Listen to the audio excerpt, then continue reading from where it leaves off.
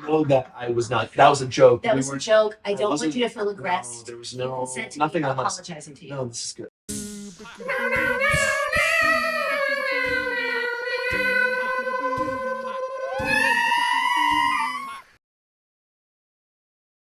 Melrose Madness rolls on with our little bonus spoiler episode now as we begin the journey of watching the entirety of Melrose Place, a late night adult soap from the 90s, from essentially the 90s, 1992 to 1998, Yes. about a bunch of young adults living the life in Los Angeles. Yes, and this part of the podcast is essentially like Untucked on RuPaul's Drag Race, if you will. You get a little picture of behind the scenes, so to speak. You won't have to worry about spoilers because presumably you've already seen the show. This is for those who have seen the show already and want to revisit the beginning from the perspective of the end, or those who don't mind knowing where things are going. Yeah, because we actually I recently completed the entire series. I think for the first around the same time. Around the same time, and so for us, what we really love about getting to do this version of the show is there are literally themes that stay constant throughout the entire show that are true to these characters throughout. There's some bonkers setup. We should say, of course, that this is Lisa, the talented and just generally wonderful Lisa. My name's Wayne. We are good friends, and we have this shared fascination with Melrose Place, and we thought it'd be fun to talk about it together and share it with y'all in case you enjoy. We enjoy each other. We enjoy each other. That's going to be a theme. It's gonna. If you're looking for some really antagonistic co-host banter, I'm sorry. I mean, they could sum it up somehow. Invent problems. Well, who knows where it'll go. This is our second episode, although it's sort of a side episode. We are still on the pilot at this point. Yes. We are looking at the characters at their introduction to where they're going to go. And again, kind of the central, there's the will they, won't they of Alison and Billy starting here. And it's like, I don't know if they knew where they were going with Alison in the pilot. It's possible they didn't. But it is entirely in keeping with the poor way they handle serious issues at Melrose Place. That some of the things she says about Natalie abandoning her in the pilot are terribly ironic. It's two things. Alison, who we later find out was molested by her father, like not just once. Like there was a place where it happened. It was, and also then it's revealed that this happened to her sister as well. I mean, this is an incredibly traumatic and just horrifying piece of Alison's backstory that if you're watching the pilot and you're someone who's watched the entire season and you hear her say something like, "Oh, this is the worst thing to ever happen to me," you're like, no honey, we already honey, know it so isn't. Of Natalie, that's so false. Another statement she made that Alison, our aspiring ad exec, currently a receptionist, brainiac from the Midwest out to LA, describes her fleeing roommate Natalie as the most evil, nefarious person to ever mess up my life. False. That's your dad you're talking about there. That is your dad. And also, we've seen the refrigerator full of Post-it noted food. You're a horrible roommate. We know why Natalie left. Yeah. And I think that a theme that we will follow among many is the many movements of the different people in the different parts of Melrose Place. The geography of this particular apartment complex is fascinating. I feel like it's our version of like an Indiana Jones style puzzle that we've got to solve to open these crazy. It means something. Yes, it's these hieroglyphs. Because Alison's apartment will become Billy's apartment at some point. The center of gravity will shift, and when she takes off at some point, but I can't keep track of it because my spatial orientation doesn't function well enough. Oh man, and I have directional insanity, so this is not God. that's something that Chidi on A Good Place calls himself that resonates with me. Who really directional insanity. Lost in a literal way often in my life. Producer Ilana has been a victim and is nodding in agreement. By the way, directional insanity also sounds like I'm only going to be crazy at you. I'll be your North Star. I can focus it when I. That's where the Melrose madness is just flowing in one direction. Yeah. So with Billy, the man behaving badly, we talked about in the new roommate, the soccer stud, curly haired. His saving of her from rape involves him saying that they're married, and ironically, about as married as they're going to get. All the will they, won't they? All the way to almost the altar. We know that Allison's going to flee through a window because she's dealing with the same shit we just talked about, by the way, that her dad has played one role in public while being a complete monster, and his mother has enabled it. Her mother has enabled it, rather. Like, that's where we're going, and right now we just have a couple of kids with an antagonistic relationship, just living the dream in LA, and playing married so that the woman can escape the clutches of the fist-faced Hal the Creep. It's so interesting to me because it's important to remember that this is pre-streaming, pre-internet, so this was broadcast over air. Maybe there'll be a VHS release. They might think of that at the time. Yeah. So if you're these days, it's literally you've got showrunners who are thinking about the potential of people snapping a screen grab and catching some sort of idiosyncratic, prop or what have you on Game of Thrones, the Starbucks cup. So you've got that level of scrutiny that people are paying attention to in the writer's room, knowing that, those are the level of examinations that are taking place about your content. Back in the 90s, you had a pilot that could air and you would never see it again. And then it's possible that an entire different crop of writers is going to be coming in when it gets picked up because maybe those writers weren't available. So what's happening is I actually find it quite an impressive feat that any continuity whatsoever happens because imagine this is a time when writers could be staffed and maybe wouldn't have had access to previous episodes to have watched. So something else that's a passion of producer Ilana and me is Star Trek, and I think they were the only ones who had to pay attention to that stuff because they knew they'd have the level of scrutiny. Yes, everyone else you could just throw it out there, and it people are in a relationship one episode and not in the next. I mean, this was a little more of a season-long arcs for the time, but that's because it's a soap opera and it's just kind of like a percolating, bubbling kind of thing. But I want to talk about Jake. Oh God! I don't know. Have we done everything about Billy and Alison? It's pretty. I feel like it's pretty. Yeah, we did say Billy kind of never changes. The same entitled idiot who shows up in the first episode just goes through some things. There's the period we will see him in grief post Brooks' death. He literally lies to get every single job. He has never gotten a job for which he was qualified. He is absolutely the perfect representation. Another thing where the sexual harassment comes back around in the future, but classic male view of things, classic whataboutism, or false equivalencies.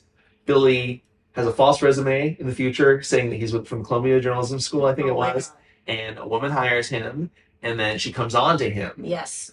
And he doesn't use it as leverage, but he's just so talented that she wants to give him another chance, which reinforcing the way Billy can just skate through life up to a point. But that's who he is. He's always going to kind of make everything back about him. He's very relatable to a lot of people. This is Los Angeles. It really is that thing of hey. I love this town. I love the people in it, but some stereotypes have a ring of truth to them. Well, Kernel. They really do because, okay, so Billy's coming out here to be a writer. And the funny thing is, who comes to or actually, I'm sorry, he's from the Valley. So, but also to move to LA to become a writer does also. Yeah.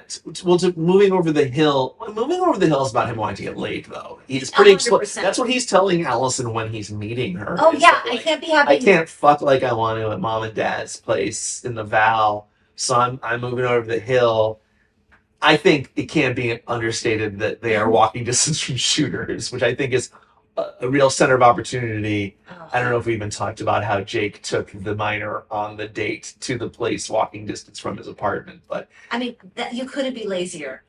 Let's get to Jake, because that's a huge irony to me. Is the Jake we meet here is struggling with the quote-unquote moral dilemma of should he or shouldn't he fuck a minor. And once she crosses the threshold of his room, as with all women, the deal is done. They're gonna fuck. It is fair game. Is very much.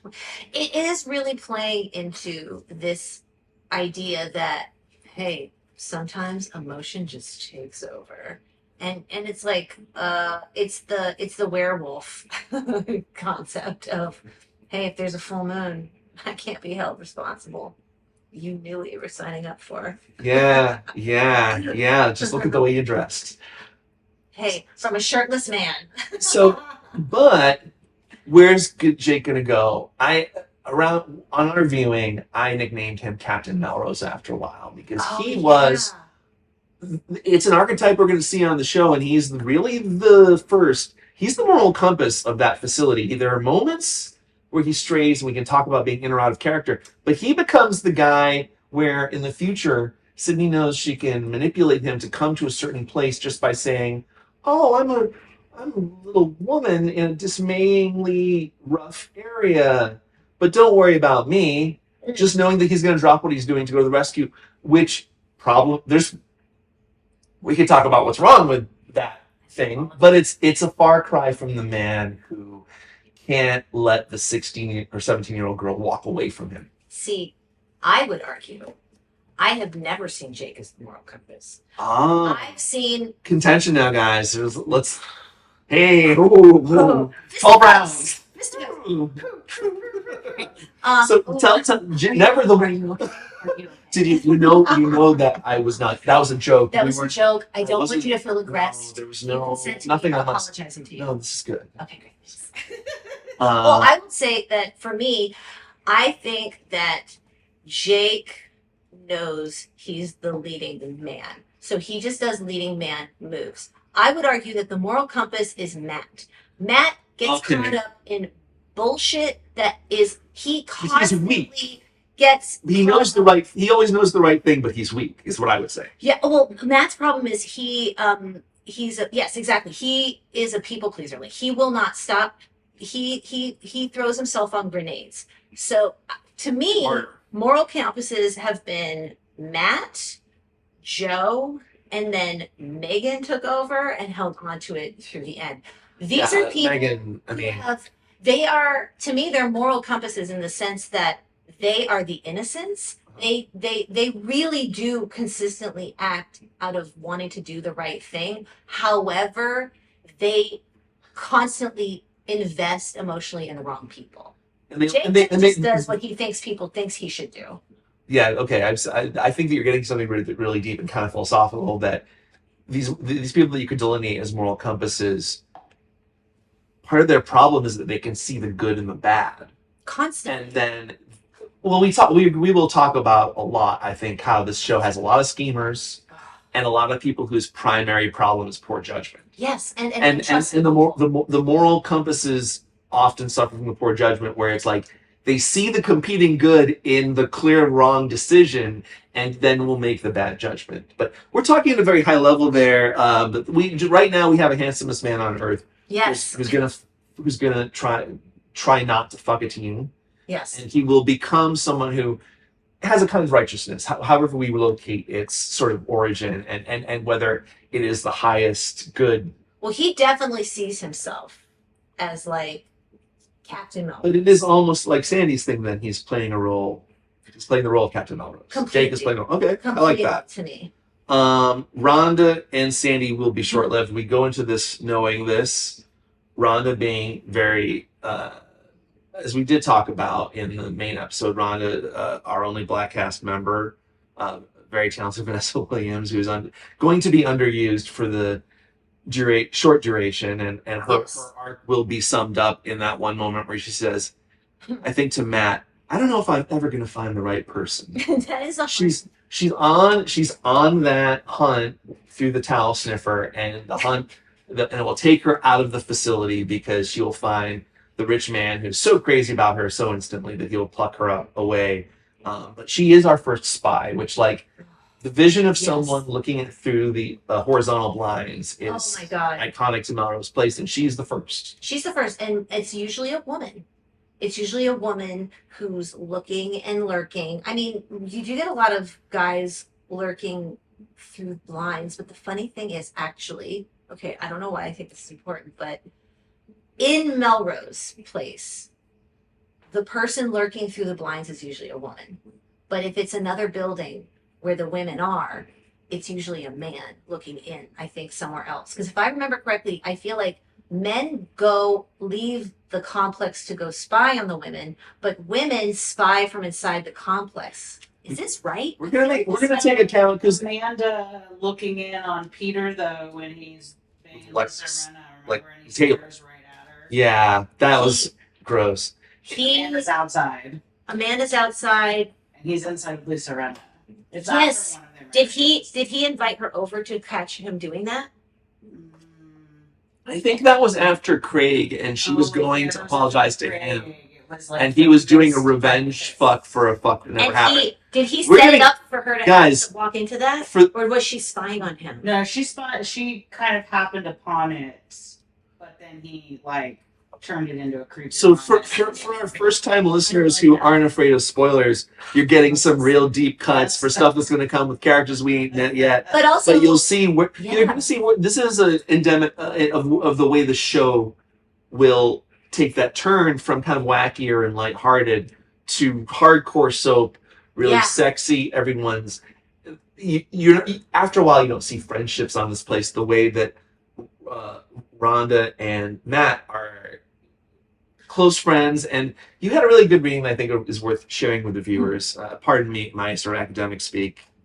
It's kind of who I am in a way, but were you saying that like you've got all the heterosexual white people have like strong plots going around them, and even though Rhonda does have her own little string of a plot line with they never really tie her in. We have our two minorities of Matt and Rhonda who are like kind of in a way on the outside because they're watchers, not so much doers in the hive of activity that is our initial state for Melrose Place. Yes. So much so that I'm so excited because I feel like this leads into the lovely and wonderful discussion of Matt's diary. Guys, at this phase in the show, two things that are very important that I am so excited to talk about. Number one, Jane has already cheated on Michael on their wedding night. That's the whole thing. And Michael from Pragmatic and Put Upon to just a total fucking monster. Here's a guy that his wife's the line that killed me with the long view was Michael, don't you get horny anymore? It's like, oh, trust me, Jane. You're gonna rue those words. That's yeah.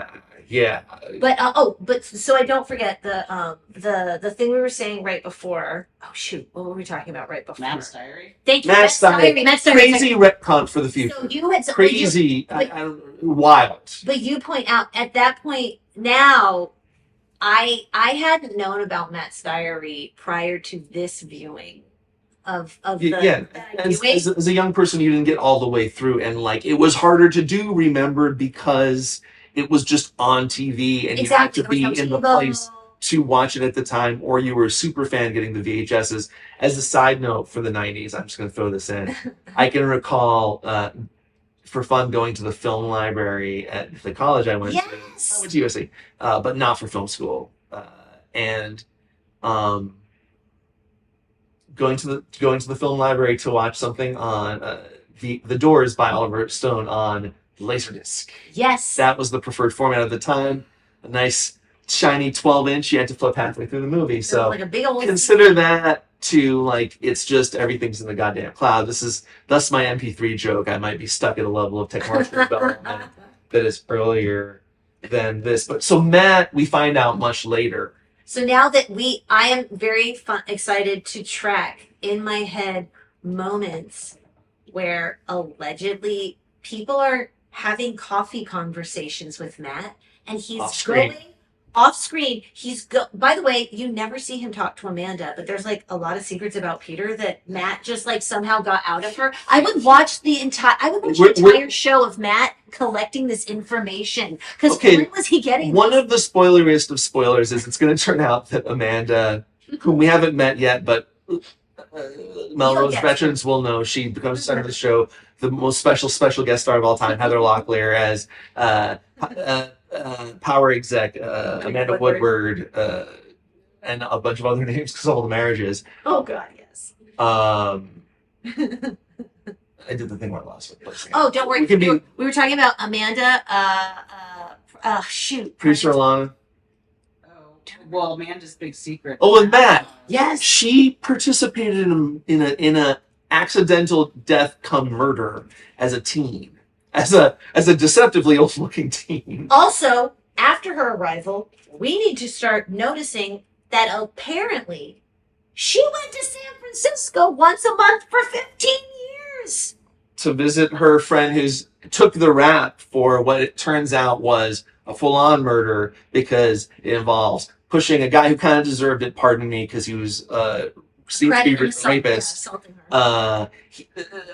As in actual reality, a fall, it takes a special fall off of bleachers to kill a human. Yes. You need more height. I'm not going to tell you how I did the research on that. But he wasn't dead, so Amanda killed him with a rock while he was in a ditch. But the point being, she told this to Matt. This is in a journal that Matt's keeping this whole time. So again, that's the right comment, because you never see him palling up to much people but Rhonda, like as actual friends. Yeah, and also, it makes no sense at all, because if we were to look at the actual interactions that Matt and Amanda have throughout the course of their it's mostly him getting mad at her being like pretty homophobic. So I can't imagine them sitting down to brunch and spilling life stories. Are there any other big themes you see that we're seeing things for the first time now that are like seeds for later? Because I think we did a good job with that. I think, what's funny? I think we did. I think unintentionally. I don't know if I'm more sensitive to violence around the pool because knowing that Brooke dies in it. Yeah. I kind of ask myself, how has nobody... I actually do think that it's kind of amazing that nobody died in that pool before her, because it's a great place to kill somebody. We were watching it together, and there was that moment where you were like, Howard Deutsch, the director of Some Kind of Wonderful, is the director of this episode of television. It's a pro. And that little moment is shot so well, you almost don't clock the stunt person who actually takes the fall into the pool. And it looks, you were worried for Amy Locane in that moment that perhaps Granny Show who plays Jake, had gotten too rough with the move. But no, it's just, so what we have is in world, that's how violent that was. Yes. Near a pool where we do find out a person can slip and fall and die and drown. Is that Chekov's gun? Yeah, this is the pool in the first plays off with the terrible character going away in the third. So some characters that mean nothing to the first time viewer, but from the perspective of someone who has watched the whole series. Folks, at 2848, there is a couple in the background. These are the denizens of Melrose Place that we never come to know. The thing is, you're shooting a pilot. You do not know if the pilot's going to get picked up, right? So you're hoping that it does. So you're like, hey, an apartment complex would have people walking through. Yeah. However, now looking back, you're like, this is a tiny complex. This is a D&D where you're going to have people crossing through the courtyard who you'll never see again. Everyone we meet who lives there is at the pool party at the end. Yeah. The ruse of a pool party, because this is not that kind of show, really, it turns out to be. But except these people. So if you go to 2848 and you don't notice, They also were walking in right when Jake grabs Kelly by the by arm. That's why you might not notice. So then no one's like, They are. hey. These people Why are are. you grabbing that girl? Yeah. Well, this is our theory. We have talked about this. We've written our own informal fanfic sort of plot line. These people know how terrible the Melrosians are. And they are staying out of the way. The little hot guy seems to be grabbing what might be a girl. We shouldn't get involved. Grab the flowers. I've got the sack of groceries and the wine. We're gonna have a good night upstairs in our apartment, which again, we are convinced, says producer Ilana is doing a great job at pay off in the future, tracking some of this stuff. They seem to be the denizens of Amanda's future apartment, and it pays off in a great way for the close viewer. We see once more at 54:59 a woman crossing who seems to be the same woman from 2848, but she's not coming. This is when Hal the Creep is walking Alison into the building. There's always a witness. With rape on his mind, sex on his mind. Yes. And all of a sudden, the woman who lives upstairs in what will be Amanda's apartment is coming from entirely the other side of the complex, indicating, we think, working theory, she doesn't want to interact with us. She heard Alison's voice and was like, it's the long way around now. I know it's late at night, but like, what I don't want to do is interact with her.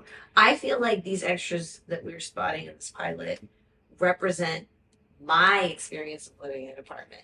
Like, I'm always dealing with the Fulios who won't shut up in the pool, you know? It's like the Natalies of the world. Yeah. I've been the complaint and I've been the complainer, so I've seen the full arc of LA apartment living.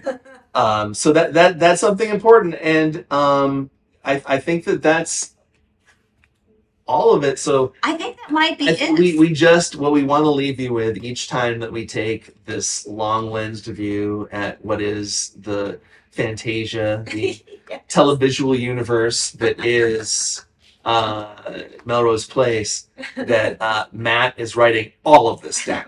Matt is definitely keeping track of everything. So listen out for season 1, episode 2, coming right up. And thanks for listening. Like, this is just shouting into a void as far as I'm concerned. I don't know who's going to listen to this MP3 file. I'm uploading it to my mom's iPad. I think I can send a little love vibe digitally to anyone who made it this far in and had fun. So thank you. Thank you. Bye. Bye. You're right. This is madness.